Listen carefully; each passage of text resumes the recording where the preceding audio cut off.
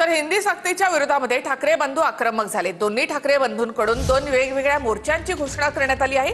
6 जुलैला राज ठाकरेंचा गिरगाव चौपाटीवरून मोर्चा निघेल, तर 7 जुलैला उद्धव ठाकरेंच्या उपस्थितीमध्ये मराठी समन्वय समितीचं आंदोलन असेल। तर हिंदी सक्तीच्या विरोधामध्ये ठाकरे बंधू आक्रमक झालेले आहेत। 6 जुलैला राज ठाकरे यांनी गिरगाव चौपाटीवरून मोर्चा निघेल असं म्हटलेलं आहे, तर 7 जुलैला उद्धव ठाकरेंच्या उपस्थितीमध्ये आंदोलन असणार आहे। मराठी समन्वय समितीचं आझाद मैदानामध्ये आंदोलन असणार आहे। तर हिंदी सक्तीच्या विरोधामध्ये ठाकरे बंधू आक्रमक झाले। या एका मुद्द्यावर दोन्ही ठाकरे बंधूंचं एकमत आहे। राज ठाकरे यांनी आमचे लोक त्यांच्या पक्षातल्या लोकांशीही बोलतील असं म्हटलेलं आहे। त्यामुळे राज ठाकरेंच्या मोर्चामध्ये ठाकरेंची शिवसेना देखील सहभागी होणार का याकडे लक्ष असणार आहे, की मग या एका मुद्द्यावर ठाकरे बंधू एकत्र येणार।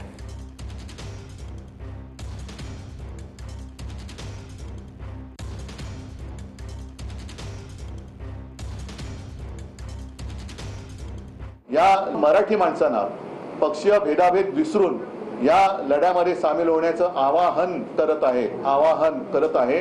मग याच्यामध्ये आपल्या अगदी मी म्हणेन चित्रपट सृष्टीतले विशेषतः मराठी, मग त्याच्यात मोठी मोठी नावं आहेत, त्यांनी सुद्धा उतरायला पाहिजे।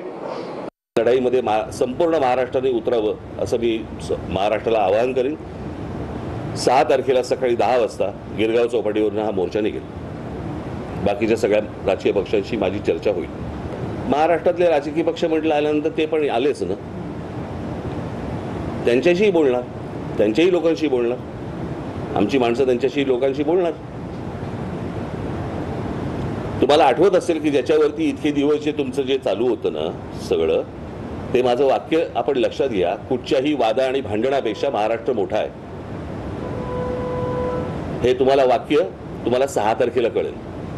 नाही, अनेक लोक ज्यावेळेला इतर तुमच्या माध्यमातून मराठी या विषयावरती बोलत असतात, कळलं का, पण ऐन मोक्याच्या वेळेला येत नाहीत अशी लोक मला बघायची आहेत ना।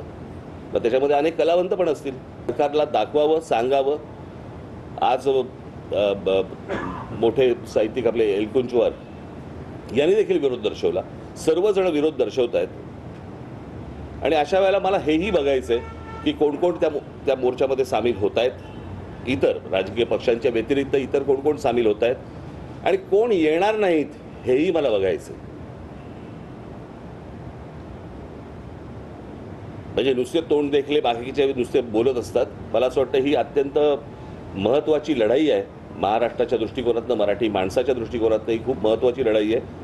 म्हणजे परत तुम्ही जी काय म्हणजे भाजपने जी काही घोषणा केली होती, बटेंगे तो कटेंगे, म्हणजे आता बाटेंगे आणि काटेंगे असं त्यांचं एक धोरण दिसतंय की जी काही एक चांगली एकजिन्सीपणा या सर्व इतर भाषिक आणि मराठी भाषिकांमध्ये राज्यात आणि मुंबईमध्ये आहे, त्याच्यात कुठेतरी मिठाचा नाही तर विषाचा खडा हे टाकतायत। हा माझा स्पष्ट आरोप नाही तर माझा समज आहे की हे चांगलं सगळं चाललंय, त्याच्यामध्ये हा विषाचा खडा टाकतायत। कारण हिंदी भाषेला विरोध आम्ही केलेला नाही, पण हिंदी सक्तीला विरोध आमचा आहे आणि तो राहणार। सांगतायत ते की 10,000 शिक्षक आम्ही भरती करणार आहोत, पगार द्यायला पैसे आहेत का?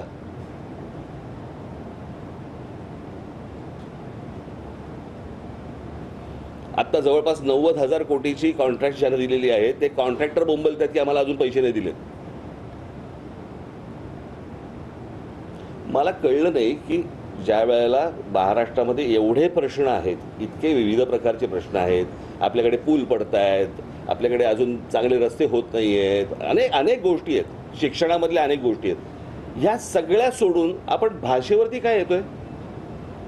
मी मगाशी यांच्याशी बोलताना असं म्हटलं की कुठची तरी मोठी गोष्ट ही लपवण्यासाठी म्हणून दुसरीकडे लक्ष वेधण्याचा प्रयत्न होतोय की काय, असा संशय यावा अशी परिस्थिती आहे। चित्रपट सृष्टीतले विशेषतः मराठी, मग त्याच्यात मोठी मोठी नावं आहेत, त्यांनी सुद्धा उतरायला पाहिजे, खेळाडूने उतरायला पाहिजे, साहित्यिक तर आलेच, अगदी वकील असतील, सगळ्यांनीच जे मराठी भाषेचे पुत्र आहेत, सुपुत्र आहेत, मग ते मुलं मुली दोन्ही, आणि मराठी भाषा त्यांना त्यांच्या हृदयात आहे, त्यांची मातृभाषा आहे, यांनी सुद्धा या आंदोलनात सहभागी व्हावं ही एक सगळ्यांना मराठी माणूस म्हणून विनंती करतोय।